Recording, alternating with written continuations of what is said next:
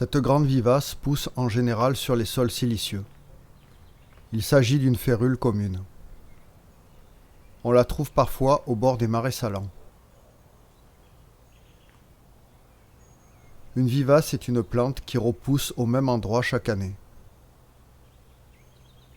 Avant de continuer, pensez à ne pas confondre cette plante avec le fenouil.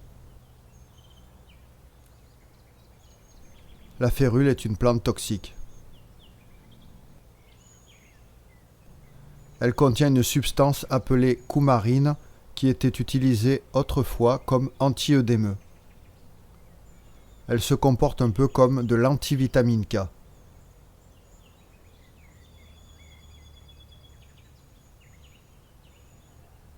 Le mot coumarine vient d'un arbre d'Amérique du Sud qui produit la fève tonka et que les indigènes nomment kumaru. Le parfum de cette fève rappelle l'odeur du foin fraîchement coupé et cette molécule est utilisée en parfumerie. Il existe plusieurs types de coumarine. Pour aller à l'essentiel, dans notre cas, elle a un effet anticoagulant, ce qui provoque hémorragie et hématurie.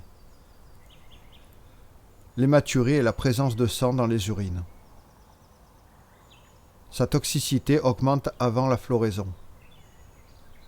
Selon les quantités ingérées, elle entraîne la mort en 1 semaine. Pour protéger le bétail, dans certaines régions, on arrache la férule car elle provoque des intoxications menant à la mort par asphyxie. Le mot férule signifie frapper et porter.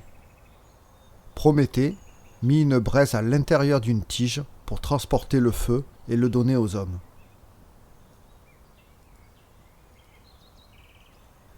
Les bergers fabriquent des bâtons de marche avec la tige centrale.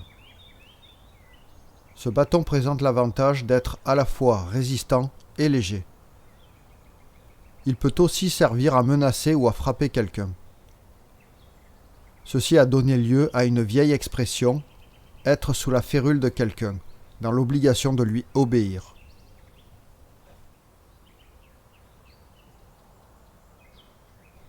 Cela a donné aussi son nom au bâton liturgique du pape, la férule papale ou pontificale.